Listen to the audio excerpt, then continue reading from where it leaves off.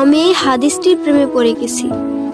আপনি যখন নীরবে ঘরে বসে কান্না করেন, আল্লাহ তখন ফেরেশতাগণদের উদ্দেশ্য করে বলেন, কোন জিনিস আমার এই বান্দার চোখে পানি আনলো? ফেরেশতাগণ বলেন, আপনার বান্দা সুখে নেই, আপনার বান্দা অনেকদিন হাসেনি। এই বলে ফেরেশতাগণ কান্না করতে থাকেন এবং আল্লাহকে বলেন, হে আমার রব, আপনি জানেন আপনার এই বান্দার হৃদয়ে কি রয়েছে, অতএব আপনি তার জন্য সবকিছু সহজ করে দিন।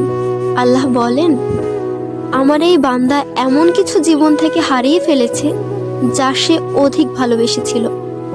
অতএব আল্লাহ বলেন, আমি শপথ করছি, আমার বান্দা তার জীবন থেকে যা হারিয়েছে এর চেয়ে উত্তম জিনিস তাকে এনে দেব, যা দেখে দুনিয়া ও আখিরাতের সবাই বিস্মিত হবে।